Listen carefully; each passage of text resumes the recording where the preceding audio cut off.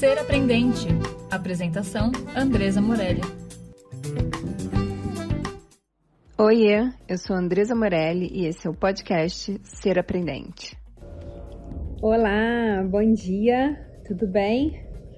A gente está tratando de temas que têm relação com a educação, mas eles estão falando a partir de um outro lugar, né? Não da questão da pedagogia, assim, mas a questão é muito relacionada a gente olhar para o modelo de organização que a gente tem e repensar esse modelo a partir de pessoas. Então, a gente já fez live sobre o que é inovação, a gente já fez sobre crenças, fez sobre Canvas, facilitação, liderança facilitadora. Então, rolaram uns encontros bem bacanas, né? Eu tenho trazido pessoas que eu já conhecia de alguma forma, algumas pelo virtual, agora como o Léo, que fez a primeira. E eu nessa busca aí de entender como é que a gente pode desenhar um modelo de escola onde a gente desenvolva pessoas, né, sejam gestores, educadores, vocês sabem que a gente tem isso aí pelo Fractal também, né?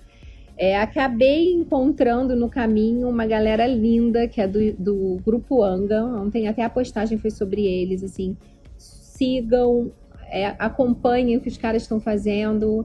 Então o Anga tem várias empresas que trabalham diretamente com o grupo, e uma delas é a Tribo, né? Eu falei com o Augusto tem acompanhado a página aí, a gente tem conversado bastante com o Guto, né, como as pessoas chamam lá, e eu falei, Guto, eu preciso de alguém para conversar sobre cultura organizacional. Eu tenho estudado muito sobre isso, é um assunto super interessante para a gente que está aí em escola, né? A cultura, ela tem a ver com a maneira como a organização acontece, e eu tenho trazido pessoas com outras falas, não pessoas de escola, para que a gente amplie o nosso vocabulário enquanto escola num contexto de mundo, né? E o Guto me disse para conversar com essa moça linda, que eu vou chamar agora, que é a Luana, que a Luana trabalha lá na Tribo e vai contar um pouquinho dessa história dela aí, Luana, nesse trabalho, o que eles têm feito. Olá, acho que tá boa. Gente, eu tô aqui com a minha gambiarra normal, Luana, e aí a hora que a gente entra na live, o negócio sobe, assim, a gente ajusta tudo e na hora que a gente entra o negócio sobe, assim, você fica, meu Deus, não tá mais me vendo. Olá, querida, bem-vinda aí. É uma alegria ter você aí representando essa galera que eu sou muito fã, assim, tipo, muito fã. E trazer para a educação essas discussões, né, Luana, assim, esses diálogos, né, falando de Peter Senge, não são discussões, são diálogos, né, como é que a gente coloca na escola esses diálogos do meio empresarial. Isso sempre foi uma coisa que eu ficava pensando, assim, mas como eu vim do mercado financeiro, né, eu trabalhei muitos anos no mercado financeiro, é claro que eu era muito novinha quando eu fiz isso, né, tipo, eu com 19 anos trabalhava no Itaú, com 20 anos era operadora de pregão do Itaú, né. Não é bem esse mercado que eu entendo que a gente tem que trazer, sabe? Não é bem falando essa linguagem que eu acho que a gente tem que vir para dentro da escola, nem para dentro de empresa nenhuma, nem do próprio banco, né? E aí eu comecei a procurar aí na internet e eventos, cair na galera do capitalismo consciente. A gente que está na escola fica preso nesse universo de escola e não sabe o que o mundo está trazendo para a gente, né? Então, eu queria que você contasse um pouco de como vocês estão trabalhando e o que está acontecendo aí no mundo. Depois a galera super assiste, Luana, assim, mandam várias perguntas pelo direct, assim.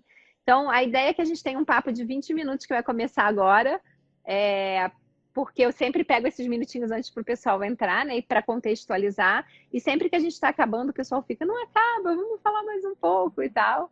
Então, é muito legal ter você aqui. Conta pra gente quem é você, como é que você chegou aí na Tribo, o que você faz, o que a Tribo faz aí no mundo, pelo mundo, né? Ah, legal. Andresa, eu quero primeiro agradecer o convite, eu fiquei super feliz e principalmente de ver que uma profissional na área da educação está ampliando tanto os horizontes de possibilidade. Eu sou educadora, minha formação é em letras. Que linda! Minha paixão da vida, e só que eu tenho muito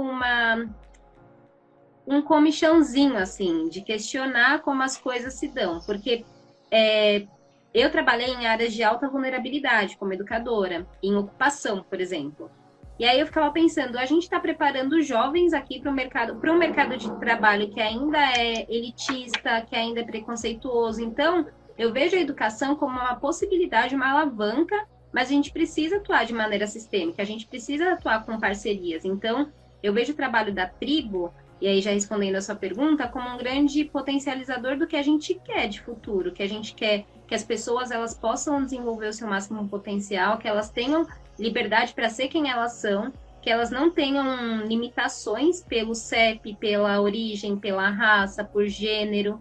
Então, para a gente fazer isso, a gente tem que entender que outras gerações já estão trabalhando e são elas que vão ou abrir as portas ou potencializar quem está chegando. Então, eu vejo muito como um grande ecossistema que todo mundo tem que trabalhar e cooperar. E é exatamente isso que a tribo traz, assim, é de entender qual é a cultura, fazer um resgate de propósito dentro das organizações, cuidando das pessoas, para que as pessoas consigam conectar o seu propósito pessoal com o propósito da organização, e assim elas vão conseguir dar o seu melhor. Então, eu vejo como um trabalho muito lindo, assim. Eu estou na tribo desde fevereiro e eu estou descobrindo muitas possibilidades de atuação que vão, de certa forma, também impactar no desenvolvimento de pessoas, na educação, que era o meu ramo até então, né? Eu trabalhei bastante com educação, tanto no setor privado, quanto no setor público e no terceiro setor também. Que legal, E Luana, agora... não sabia disso. Legal pra caramba. Então o Guto fez um bom match, né? Assim, de trazer, de falar, meu, convida ela, assim. E a Luana falou um pouco assim do porquê dela ter olhado para isso, né? E do porquê da tribo. Eu sei que vocês também super trabalham com o Círculo Dourado. A gente tem falado bastante sobre o Círculo Dourado aqui, tá? Inclusive na Linktree, disponível e tal. E quando, assim, antes de eu vir para o Elvira, eu atendia 112 escolas pelo Brasil, né? E a gente via muito isso, até aqui no próprio Elvira, é uma escola de 115 anos e é para ser a escola de inovação da holding. Tá, mas que escola é o Elvira, né? Assim, e quando eu entendi nesse meu caminhar aí por outras escolas do Brasil, quebrando várias crenças que a gente, que é do Sudeste, enfim, que está num lugar de muitos privilégios, até constatando privilégios mesmo, né? Assim, de cara, vamos olhar para a gente com os privilégios que a gente tem de Sudeste, de branca, de ter estudado em escola particular, de tudo isso, e como é que a gente muda esse contexto. E a minha escolha foi mudar pelo ensino particular. Foi olhar e falar assim, cara, esses estudantes que saem daqui, eles precisam sair daqui querendo fazer um mundo melhor e mais igualitário, sabe? Eles precisam sair daqui olhando para um universo que está além dos muros protegidos da casa deles e tal, e entender que tem um mundo muito gigante por aí, porque só quando eles tiverem esse exercício de se relacionar com esse mundo, eles vão conseguir sair diferentes daqui, né? Então, o meu caminho foi a escola particular muito por isso, por uma própria experiência minha de filhinha de mamãe, que viaja para Disney, que não sei o quê, e quando vai para o mundo, acha que o mundo é aquele quadradinho que ela vive, né? Então, como é que a gente pode trazer para dentro da escola uma ampliação de repertório cultural, uma ampliação de visão de mundo para que a gente possa transformar as coisas? E aí, tá bom, quem é essa escola? Quem é o Elvira, assim? E aí, a primeira coisa que a gente fez foi criar um manifesto que fala, né? Somos uma escola em movimento, aprendente, conectada e atual. Aprendente por conta do Peter Senge. Que toda a escola funciona como uma organização aprendente, estudantes, famílias e tal. E aí, olhando o que você está falando, assim, esse foi o meu porquê, sabe?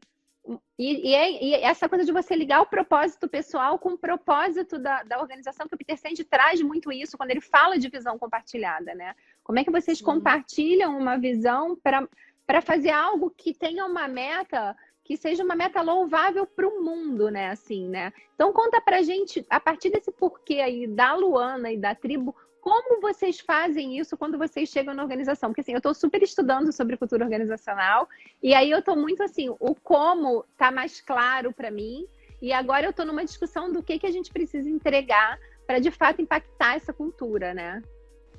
Uhum. Eu acho que você já trouxe um spoiler grande, assim, já trouxe pedacinhos da resposta no que você trouxe de introdução, porque a gente entender qual que é essa visão compartilhada, para o que a gente está caminhando. E é lógico, existem vários caminhos que podem levar a gente para um mesmo objetivo, mas a gente precisa estar conectado e sintonizado.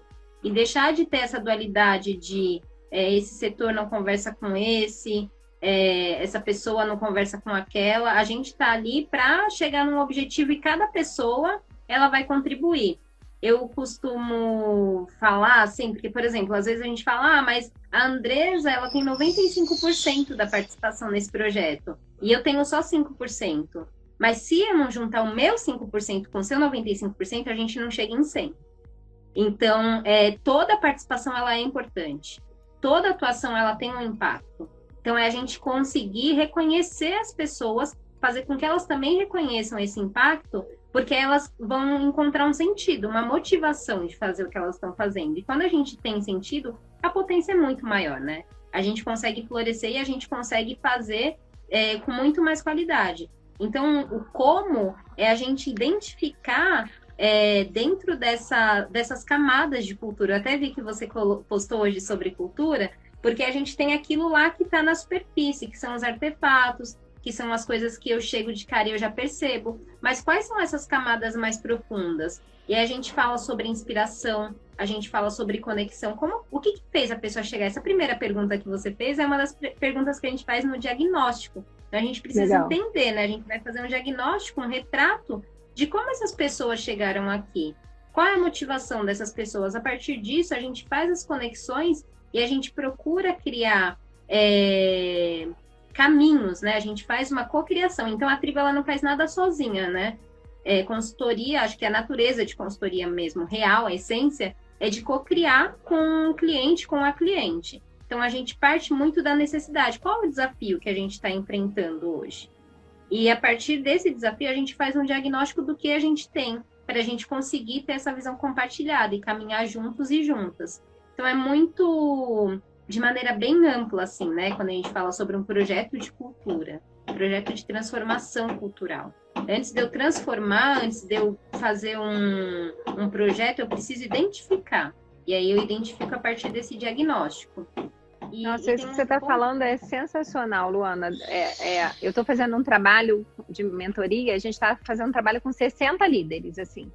E para mim isso é impactante, assim, eu já fiz esse trabalho de mentoria, mas sempre com um grupo de 8 a 12 pessoas. Agora são 60, então a gente está mudando aí toda a maneira. E aí é um trabalho de desenvolvimento de competências de liderança. E uma competência que a gente está trabalhando com eles agora, né, esse primeiro, a gente começou agora em agosto o trabalho, é a leitura de cenário. Né? E que é muito isso que você está trazendo aí, né? Cara, como é que eu leio o cenário? Não a partir do que eu acho. Eu acho isso, eu acho que as crianças não estão aprendendo no digital. Tá bom, quais são os dados que você tem para dizer isso pra gente, né? E leitura de cenário atual eu considero uma competência. Você tem que ter ali conhecimentos para poder saber fazer isso, você tem que ter habilidade, você tem que ter atitude, né? E muito do que você está falando aí, está trazendo, é isso. Cara, como é que a gente olha para a nossa organização e faz uma leitura desse cenário, que a gente sabe que escola que a gente é. E que a gente, assim, as pessoas não sabem, Luana. Parece loucura isso que eu estou te trazendo, mas não é verdade, assim, as pessoas não sabem, né? Então, como é que a gente olha para a nossa organização e sabe exatamente qual é o problema que eu tenho para resolver? A gente não sabe. Escola tem muito isso. Eu não sei qual é o problema que eu tenho que resolver e eu fico apagando incêndio o tempo todo, né? Então, você que veio de escola, você tem essa coisa. Então, é muito legal isso, assim. Então, acho que a Luana já dá um primeiro caminho pra gente aí que está assistindo agora e que vai assistir depois. É assim, faz a leitura do teu cenário. Que escola é essa que eu sou? Que organização é essa que eu sou? Porque tem muita gente aqui que também não é de escola, né? Qual é a minha organização? O que você se conhece? Né? E a gente tem trazido aí uma reflexão sobre esses documentos identitários, né? Missão, visão, valores, são o porquê, o como e o que. De fato, o que o Peter Senge traz da teoria esposada, né? O que você fala e o que você faz. De fato, isso que você está falando, você faz isso? Então, acho que a Luana traz aí esse trabalho da tribo muito voltada para isso. O que é um diagnóstico? É leitura de cenário, é saber exatamente que escola é essa, do que eu estou falando, né? Muito legal, muito legal. E tem um ponto também que você trouxe, que quando a gente fala, né, pelo menos quando eu conheci a tribo, parecia uma coisa muito utópica, uma coisa muito abstrata, e não é isso. Na verdade, a gente ter um objetivo e a gente ter uma estrela, né, que vai guiar a gente para aquilo. Porque, como você falou, o seu propósito que te trouxe, ele é muito focado em como eu trago uma visão mais ampla para esse grupo que está dentro de uma bolha. A nossa visão compartilhada, e aí eu atuei com outro público diferente, se a gente for nessa visão mais ampla de melhorar a aprendizagem no Brasil, a gente fica bem perdidona, né? Mas é isso, você trazer, aterrissar mesmo, né? Trazer bem para o concreto. Qual é a minha expectativa? Qual que é a minha visão de sucesso? Né? Quais são as noções que eu tenho de sucesso para isso daqui? Então, eu gostei muito quando você trouxe esse ponto, porque, pelo menos com algumas pessoas, quando eu tento explicar o trabalho da tribo, fica uma coisa muito tópica. Ah, mas não vai dar certo.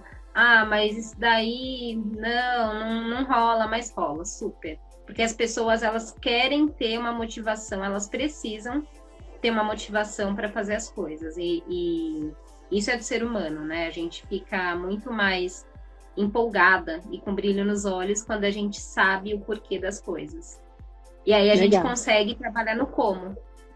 Legal. E aí, como a Luana disse um pouco, chega lá, faz um diagnóstico da empresa. Ok, vocês chamam de mapa, não é um nome assim? Mapa de... Mapa tem de um nome. empatia?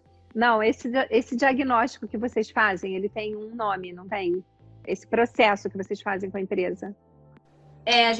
A gente chama de diagnóstico mesmo, que é a primeira etapa do nosso projeto de cultura. Legal. Aí depois que vocês estão com esse diagnóstico em mãos, vocês começam a ter ações voltadas exatamente para quê? Para processos, para pessoas. Aonde está essa ação que vocês têm depois do diagnóstico? A gente tem ações voltadas para o que a gente identificou. Então, sempre o foco vai ser nas pessoas. Mas se a gente tem uma demanda, um desafio que ele está focado em crescimento sustentável, por exemplo, vou usar esse exemplo aqui para trazer mais um pouco de concretude. Eu tenho uma organização que ela é familiar, ela está crescendo muito e eu quero manter a minha cultura, a minha essência. Então, o nosso foco aqui, ele vai estar focado tanto em resgate de propósito, em histórias inspiradoras, em estrutura. Então, como é que eu trago essas pessoas para dentro? Então, a partir do que foi identificado, a gente monta um time, e esse time, ele vai ser um time que vai tracionar as ações, porque a gente não consegue fazer isso trazendo todo mundo de uma só vez, mas a gente consegue contagiar para que essas pessoas vão tracionando as ações. Então, o time, ele vai pensar quais são os artefatos que a gente quer criar. Então, a gente primeiro define qual que é o nosso propósito, quais são os nossos princípios, quais são os nossos valores. A partir disso, quais são as necessidades que eu tenho de projeto, de ação aqui. E esse time vai operando. Então, a gente faz oficinas de cocriação para, a partir do que a gente teve, né, o que a gente diagnosticou, a gente vai criando. Pode ser workshop, pode ser montar um processo de onboarding, de entrada, né, das pessoas na empresa. Pode ser um processo de resgatar o que os fundadores tinham. Então, eu posso fazer um festival de histórias, pode ser criar um guia de cultura, pode ser criar uma chamada de recrutamento que ela seja mais focada no que a gente quer trazer de essência da organização. Então, tem um mundo de possibilidades. Essas são algumas que a gente vai mapear junto com a organização, junto com o cliente. Então, essa é a segunda fase. Então, a gente tem uma fase de ativação, a gente ativa. A gente tem uma fase de movimento, que é como é que a gente movimenta essas pessoas. E a gente tem uma fase que ela é de estrutura, que a gente chama de AMI. Então, é ativação, movimento e estrutura. E quanto tempo esse processo dura, em média, nas empresas, Luana, que vocês fazem? Eu estou num projeto que a gente tem a duração prevista de 6 meses, mas eu confesso que aí, na fase de movimento, sempre... Porque as pessoas ficam empolgadas. A gente está num projeto que a gente fez festival de histórias, as pessoas gostavam de contar as histórias, tem premiação, aí vira um movimento lá dentro da organização. Então, acaba que o previsto acaba sendo um pouquinho estendido, mas eu diria que, dependendo da complexidade do desafio, de 4 meses é possível. Mas a gente Que legal. pode ter projetos que duram até mais, assim. Pode ter um projeto de uma organização que dure 1 ano, por exemplo. Nossa, que Então, legal. Eu tinha essa uma ideia de coisa- que era algo mais longo, assim, né? Que vocês ficavam mais tempo dentro da empresa fazendo isso, né? E depois vocês deixam ações para a empresa continuar isso? Vocês deixam ali uma série de ações que elas continuem depois que a tribo sai. Na verdade, o processo que a gente começa, né, um movimento, ele precisa ser um processo contínuo, que é você sempre estar ativando. Então, quando a gente fala de criar artefatos, se a gente vai ter um processo de entrada, isso toda vez que alguém entrar, então é um processo que ele não acaba, né? A gente fica por um tempo restrito, dependendo de qual for a necessidade do cliente, mas a gente sempre acaba voltando para alguma ação pontual, ou a gente deixa não um legado, essa palavra é muito pesada, mas a gente deixa uma indicação, uma possibilidade de como é que a gente consegue continuar esse processo. Então, quando você falou assim, eu imaginei que era mais tempo, é porque realmente é um processo que depois que começou, ele é contínuo. A gente sempre vai ter esses rituais para relembrar e para garantir a perenidade das ações. A Luísa está perguntando assim, já tem o Leonardo, acho que trabalhou com você no Rio Grande do Norte, Leonardo Costa Fernandes. Está mandando um beijo, falando que você é ótimo, que você é ótima, que deixou marcas lá. A Luísa está te fazendo uma pergunta assim, para perdurar essa cultura após a saída de vocês, como é que é feita essa ativação? A ativação, ela tem que ser com todas as pessoas. Então, a gente começa, a gente tem uma pesquisa de uma organização chamada Humanizadas. Então, a gente roda essa pesquisa com todo mundo. É a Leonor, desculpa, né? Porque a pessoa bota o óculos, tira o óculos. Eu quero fazer live sem óculos, mas não consigo porque eu não consigo ler o que vocês falam, né? Eu boto o óculos, vamos lá. Obrigada, querida, por estar aqui. A gente faz, então, com todo mundo. A gente roda uma pesquisa para identificar os valores percebidos, princípios. Então, é uma pesquisa grandona, assim, grandona de densidade de informação, que é com todo mundo. Todo mundo precisa se sentir parte desse processo, senão não acontece.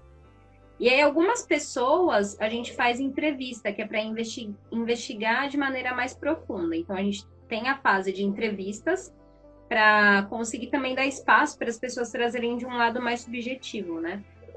E a gente faz uma devolutiva de cultura para um time de cultura que depois vai entrar na fase de movimento. Então, a ativação, primeiro, eu acho que para quem? Para todos e todas. E como? Através tanto de questionário, que pode ser um questionário da Humanizadas, a gente também tem o OCAI, que eu sempre esqueço a sigla, eu vou lembrar e eu falo. Humanizadas que você comentou. A Humanizada é essa mesmo, que fez o último Alma. Essa mesmo, Lu. Ela é do grupo Anga, né? Isso. E aí a gente faz essas pesquisas para perceber, ter um retrato geral, e a gente faz as entrevistas, que é com um grupo focal, mas que é um grupo que seja diverso. Então, a gente vai falar com a pessoa que entrou no começo, na fundação da organização, e a gente vai falar com a pessoa que entrou há 6 meses. A gente vai falar com a gerência e a gente vai falar também com a pessoa da operação. Porque a ideia é que, se eu estou na operação de uma organização, o que me guia precisa ser o propósito da organização. Se eu estou na gestão, também é a mesma coisa. Então, em qualquer camada da organização, eu tenho que ter esse propósito compartilhado. Eu acho que era essa pergunta. Legal. Ótimo. Lu, estamos terminando nossos 20 minutos aí. Se você fosse falar, e você que vem desse ambiente escolar, para os gestores que depois vão assistir aí, o que você poderia falar para eles aí? NG, te amo, saudade gigante de você, lindo. Vou aí ver vocês já. O Marcelo vai falar na próxima live, a galera do Hacktown. Você conhece o Hacktown de Santa Rita do Sapucaí, Lu? Não. Já ouviu? Nossa, sensacional. O post de quinta-feira vai ser sobre eles. Melhor evento que eu já fui na minha vida aí. E esses meninos são de lá, e o NG e o Marcelo. O Marcelo vai estar aqui na live de quinta, falando do Hacktown pra gente e de Santa Rita, né? Se você fosse falar aí para essa galera de escola, gestora e de escola, enfim, que assiste a nossa live depois, o que você falaria para eles assim, por onde começar a olhar para a escola deles aí? Eu vou copiar uma fala de uma pessoa que eu admiro, que é o Jaime. Ele fala que o ensinar pode ser global, mas o aprender precisa ser local. Então, que a gente consiga se conectar com essas redes, porque a gente não consegue fazer nada sozinho ou sozinha, e ainda mais no campo da educação a gente sabe o quanto tem de batalha, mas que a gente consiga olhar para as necessidades locais. Então, que eu consiga apreciar todo o conhecimento, toda a construção daquela minha realidade específica, daquela cultura na qual eu estou inserida, para eu conseguir ampliar os horizontes. Então, eu acho que é mais assim, operar em parcerias. A gente está se apoiando, mas que a gente consiga criar essa conexão muito forte local.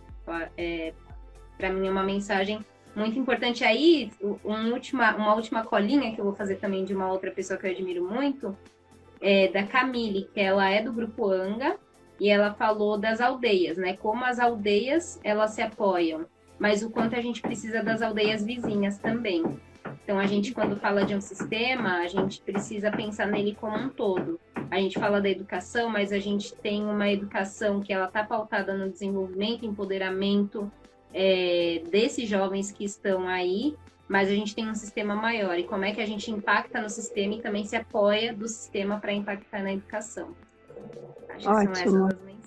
Querida, amei. Muito obrigada por estar aqui com a gente, compartilhando essas coisas lindas aí, os posts da tribo. Gente, eu postei ontem, tá lá o link.